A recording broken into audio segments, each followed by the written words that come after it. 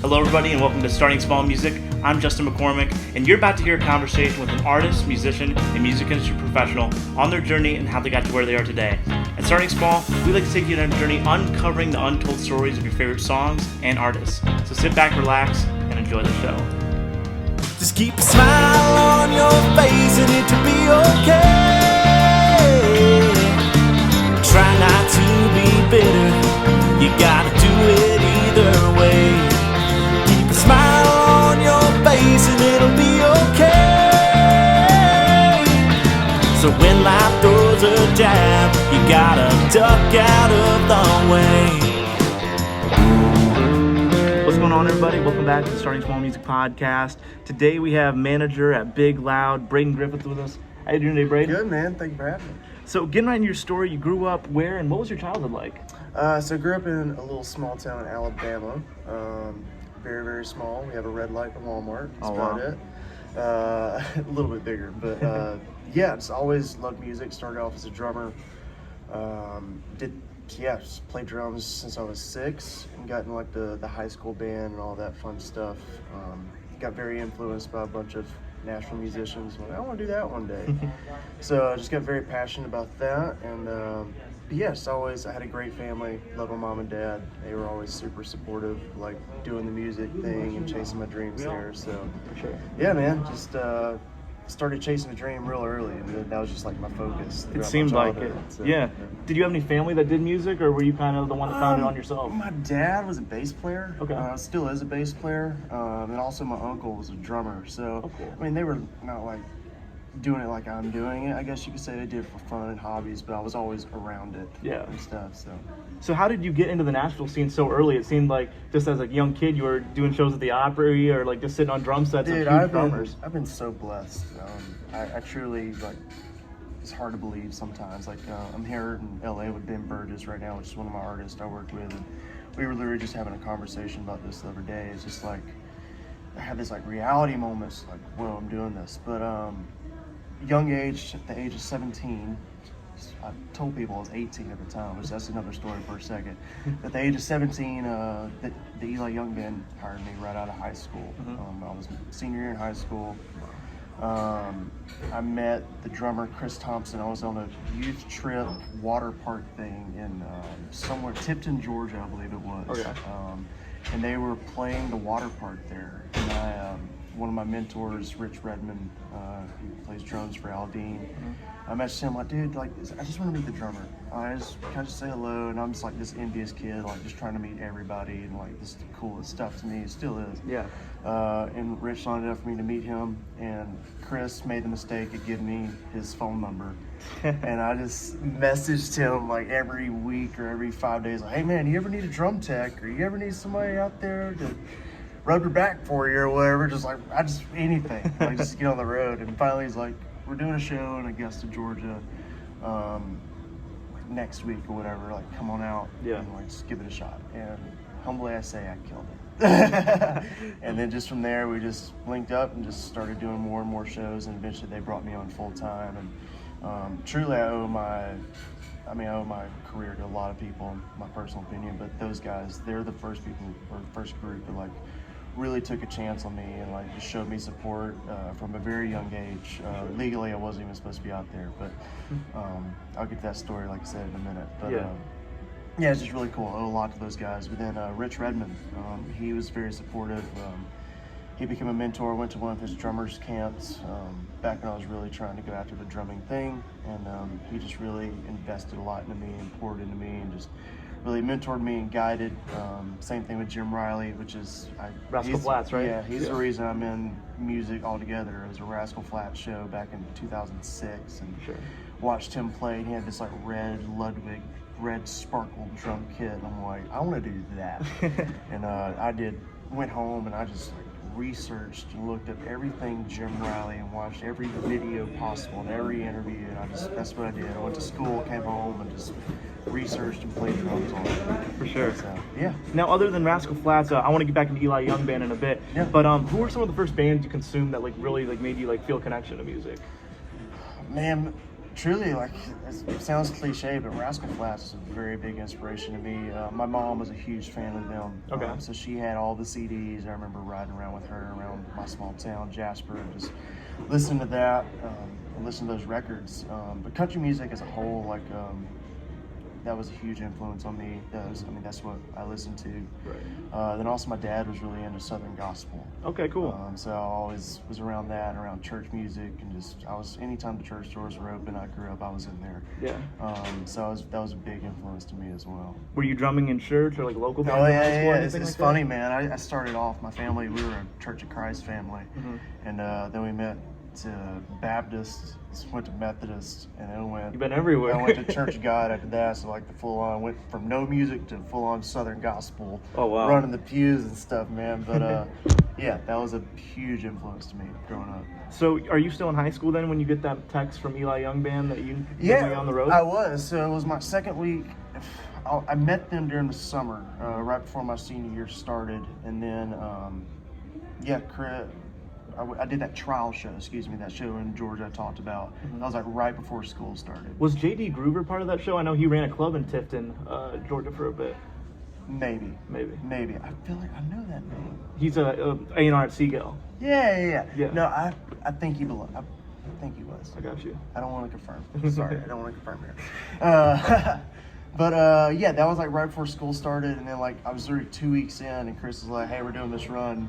Do you want to do it?" And he didn't really understand my schooling situation and stuff at the time. I was just like, "Yeah, you tell me when to be here, I'll be there." And he sends me that text. I go home, my parents. I'm like, "Hey, I have to do this. Right. I have to do it." And I'm like, "If you don't let me, You're like, I'm getting I'm gonna emancipated. make you miserable." I was that kid. I was so just like, I wanted it so bad. Yeah. And luckily, I had the most supportive parents, and I moved to an online high school program and went on the road. And like we did sound check. Everybody else kind of chilled, take naps, do the thing, and I'd go in my bunk and do school for 4 or 5 hours and do the show and load out, go back to my bunk, do school for an hour before I go to bed, and then just repeat it the next day. And Wow. did that for a solid 6 months to a year, and then graduated. I got a high school diploma. It's not a GED, it's a high school diploma. I did the same thing. I finished my high school online because I was doing so much trips to did? Nashville and stuff. And man, I should have done it a lot earlier. It's like, I finished early, technically, and it was way faster, and honestly, I feel like I got more out of it. Yeah. Like, it's focused more on it, but that's just me. right. So I mean, you got to go all over the world with Eli Young Band too. Like you guys did some military shows. like, Yeah, overseas? so well, that's another cool story as well. So Chris, obviously I was his drum tech, and it's a band. It's not an artist. It's a band. So there's a front man, Mike, and bass player, guitar player, and Chris, the drums, and they're all original members. Chris had his first baby, and he called me and like, "Hey, so Kristen, my wife's pregnant." I'm like, "Ah." He's like, "I have to miss shows." I'm like, "Oh." He's like, I want you to do them. Got happy again. So he asked me to fill in for him, which one of the biggest honors I was able to do. But the shows included in that was the overseas shows we did. So I was able to go to South Korea, the Bahamas with them, went all the way up to Thule Air Force Base. Yeah, I believe it was Air Force Base up in Greenland. Wow. But I was able to like play drums. I wasn't going as a crew guy. I was able to play drums with them. And I was like, that was just a complete full circle moment. My one and only tattoo is right here on my chest. Just keep on dreaming even if it breaks your heart, which cliche and stuff, but dude, that song itself was like such an inspiration to me, and that was the first band that took a chance on me. Right. Like, just so cool. Anytime I'm around those guys, I have those like pinch me moments, like still to this day. They're for friends, but Still, they're the Eli Young yeah, Band. they're the same Eli Young thing. Band. So. So where were they at in their career at that time? Had Crazy Girl popped off at that time or anything? That was before me. Crazy Girl was already a smash at that point. I was actually like after Drunk Last Night, which was that was just like a major hit with them. Right. They just finished it up. I think when I hopped on with them, the big thing for them at the time, they had the collaboration Honey and Good with Yeah. Andy Grammer Right. at the time. Yeah, that was a lot of fun. That was they were on the Toby Keith tour at that time when I joined. Oh, So that was like my dang. first, like they were opening, so that was like my first like amphitheaters and stuff to see. So dude, that was like some of my favorite times of my career. I was on like a small salary, had no responsibilities. I just lived life. Now, what was the decision like? Did you leave that because their original drummer was coming back after his baby was born? Well, or- so I left Eli Young Band before I filled in for him. Okay. Like I said, I was a drum tech, and then my passion was just drums. I love teching for Chris, and I would, if he called me right now and I was able, I'd go do it today. Thank you. But I wanted to play drums. It was very hard for me to sit side stage and see somebody else like in that spot, which that's his spot. Obviously, I was like, Right. Who's this kid? I was a kid, so like. But I left that because I had an opportunity to play drums in a band. This small rock band out in Nashville that tried to convince me we were gonna be the next big thing, and now the band doesn't exist anymore. But it's okay. It's just a stepping stone to the next thing. That was for me.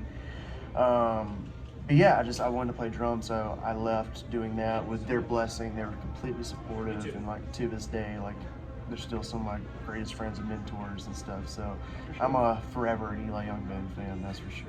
So was it coming out of that gig that you made the decision that, hey, maybe I want to go into management and step away from drums, or what was that process? Well, it was actually, like? so I left for that band I talked about, Mhm. and then I left that band to go play drums for Low Cash. Okay, oh, Excuse sick. me, I was one step back. I went and played for Michael Tyler. Okay. I was actually like a track guy. I wasn't even the drums. I was like the percussionist, like track guy thing, which was cool. Like it was something that Rich Redman actually lined up for me.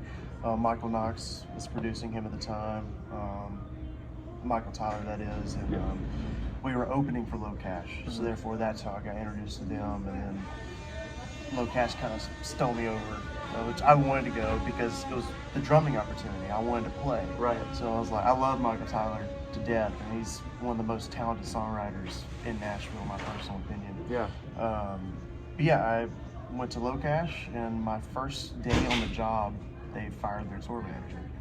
And it was like, hey, we know you like TM assists. I like assisted the tour manager for Eli Young Band when I was with him. I didn't have the official title, but I just helped. I was just trying to learn and grow, so I was always just trying to get myself into all the situations and stuff. So, Totally.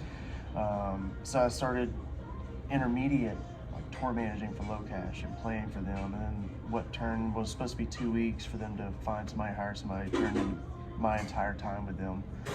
So I drummed and tour managed them, and that was my first like tour managing opportunity, and I just loved it. I was very passionate about it. I had a lot of people tell me like I'm good at it, so that was kind of like the flip for that. And when I left Low Cash, I kind of had the reality like I'm an okay drummer, which I love drums. I still do to this day, but I just like had the reality like I'm an okay drummer. I'm a really good, humbly I say, like tour manager. Yeah. Which I learn stuff every day. Sure. Try to at least.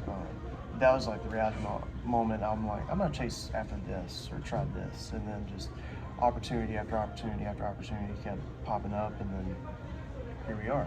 Yeah. So just kind of that the universe and God, I guess, just kind of laying that path out. You just never really know, but Yeah. You know what I thought was so crazy? Like doing research for this, I saw it was right when you picked up the Low Cash gig. Caption your Instagram photo was, "I hope I Love This Life" goes #1, and now it's like such a huge song. No, like, right. like I couldn't even think about it not being a #1. You know. Actually, that song, I think that song actually capped off at #2. There's so many songs like that of songwriters are getting robbed that it like caps at It #2. capped off at #2, but it's still like a smash for those guys. Their first #1, I was actually with them when it went #1, was I Know Somebody, Oh yeah. which is like their second smash hit. But those guys are fun, man. They're always a good time wherever you pop up at. For sure. So what was the first gig that you picked up as a tour manager? Was it Marcus King then, or? So Low Cash is the first tour managing one. Oh, coming out, I yeah. did. And then left Low Cash, and then I kind of chased after that drumming thing just a little bit longer, play that locally in Nashville and stuff, and that's when Brett Young picked me up. Okay. And I went out with him as his assistant tour manager, actually. It's so funny, when Brett hired me, I had 2 other job offers at the time, all tour managing. I had an offer from Riley Green, which was with his old management. I don't even know if Riley knows I had that offer, but his old manager made that offer to me, and then we just never really followed up on it. And then Lone Star, I had an offer from them. Which those are some big inspirations to me too. I grew up listening to those guys. And then Brett called me, and honestly, like of all the jobs and stuff, like financially, like Brett was like, hey, like this was right when Brett's like blowing up. This is like very young in his career, so like, hey, I can't pay you a lot. I pay you a little. I'd love to have you out. We'll grow this as we go. And it was a big like sacrifice for me, but my gut just told me like, I gotta go with Brett. Yeah. I played with Brett a little bit before that. I was playing drums, filling in for his drummer, Billy Hahn, another great friend of mine. And then Brett and I hit it off, and he was just very, very good to me. And I just, like I said, that gut feeling, like I got to work for this guy. And took the chance, dealt with like the low income for a little bit. And I was young, so I didn't need a lot at the time. And a few months into it, it was like, hey, like we're not bump you up to this. Like we want you full time. Like let's do this. And, stay with him, man. And from there, actually, I was with Brett, and then I did a trial run with Morgan Wallen. No way. As his assistant TM. Another great, my best friend, Filippini, was his tour manager at the time. And I went out as his TM assist trial. It was great. And actually, they offered me a job that weekend, and I took it. And I went to Brett and told him, like, hey, I'm going to leave. I'm going to go do this. And he convinced me to stay, actually, which... That's another story for another time, but it's just that gut feeling thing. I just kind of followed that. Yeah. And people like say, why don't you not take the Morgan thing? I'm like, well, at the time it just wasn't right for me. But did that, and then it's funny. Like Brett convinced me to stay. And then 3 weeks later, we actually parted ways. And then from that, I went on and worked. I wanted to be like the tour manager. Yeah. I wanted to be a tour manager like so bad, but I was always like the assistant. So I was like right there. As I was doing all this stuff, it's like my young, eager self. I'm like, I want to be the tour manager. So I left that, and I worked with Seaforth. Oh yeah, great guys. They're awesome too. They're killing it recently too. Killing it, and you can't. It's impossible to be in a room with them and not laugh or just smile and be happy. They're just great energy anywhere you go. And then young female artist Kaylee Hammock, which is also another just staple in my opinion. She's amazing as an artist and a human.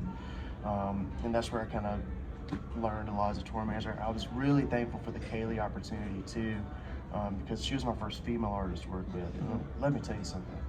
You learn so much by working like with a female artist versus a male artist. Probably a lot more organized, right? Well, that and like I didn't know you accounted for glam and like all this stuff. Like you had to like you put like 2 hours in for hair and makeup. I'm like, jeez. No, was I supposed to? And like fashion, there's all this stuff. It's like so much more that goes into it. But I learned so much with it. It's helping me like the stuff I do today. So very thankful for that opportunity, and then also with Kaylee's project when I was on it. She was partnering with Mary Hilliard at Red Light, which is one of my idols in the management stuff. Like I've always told people in other interviews I've done, it's like, I want to be like the next Mary Hilliard at Nashville or next Seth England in Nashville. It's like there's like the staples. Like for me, it's like look what these people are doing. Totally. So, that was very cool to get to work with her and that the Red Light team there. So. And then from that, pandemic came along, and nobody had nothing. I was on to go back out with Kaylee. We had tours lined up, and just stuff get rescheduled, canceled. And that's during the pandemic I met Marcus King. Oh yeah. Actually, Robert Bull, everybody calls him Bull. He's over at the Claire Global. It's an audio company in Nashville. He used to be the monitor engineer for the Rolling Stones. Oh, no way. So if you ever meet the guy, just ask him for some Rolling Stone stories. You'll be captivated the entire time. One of my greatest supporters and mentors in town as well, and he recommended me to my now great friend, Tim Metro, which is Marcus's management team. Tim's worked with everybody. But Tim called me and hired me during the pandemic for some social distance shows. So Marcus was doing like 3-week run of like just a spread out like pod shows, if you remember those, which were fun at the time. But we went out, it was like the trio set up for Marcus, and we hit it off. It was supposed to just be like a run, and that's it. And we just hit it off, and he became a really great friend of mine. And then, we just ended up working together during the pandemic, just figured out how we could continue to work together. He built a studio in the basement of his house, and he actually hired me. I built it all out for him. I just built the studio from the ground up, and we just kind of started doing sessions down there. And during the pandemic, I learned so much because I got back into like doing like audio and like engineering stuff, which I did like when I was a kid, like in the church. I was doing sound. It's like this cable goes here, and blah blah blah. I just kind of learned all of it. It was fun to get back into that, but with that, like, I was able to get like engineering credit. I got engineering credit on a Common record, like the rapper Common. Wow. Marcus collaborated with. I was able to do like live streams, like Lyle Love It down there. Like, we did a bunch of stuff. Got engineering credit for Lettuce, a Mastodon record. I got engineering credit on. I mean, that guy, I owe a lot to him. He was very, very good to me with my time with him, and honestly, probably the most talented guy I've worked with musically and vocally. Yeah. It's just absolutely incredible.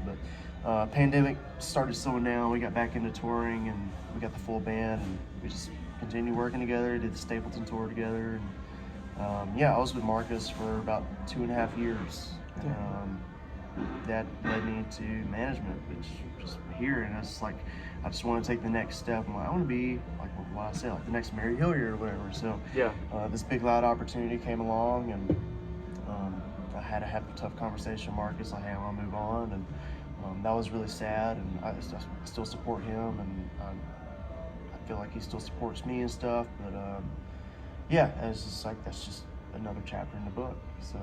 So how does the big loud opportunity come about? Do you get a text, email? How do you find out about it? So Troy Johnson, everybody knows him as Tracker. One of my favorite people in Nashville. Probably the smartest person in my opinion in Nashville. He was a tour manager, and then just led into Big Loud. He's been with Big Loud for a very long time, but I mean, he is, in my personal opinion, he's one of the major parts of Morgan's success, major parts of Hardy's success. He has this new guy, his name's Jake Worthington. Oh, right, yeah. He's another incredible, like, that pure He's about to pop off. Dude, he has Ashton Craft. He used to tour manage Florida Georgia Line. He was with them, like, on their rise. I mean, but I met him through the Eli Young Band guys, actually. He used to tour manage them back in the day. Okay. But yeah, he just gave me a call. He's actually the one that offered me the Morgan gig. He was the one that told, like, hey, actually, never mind.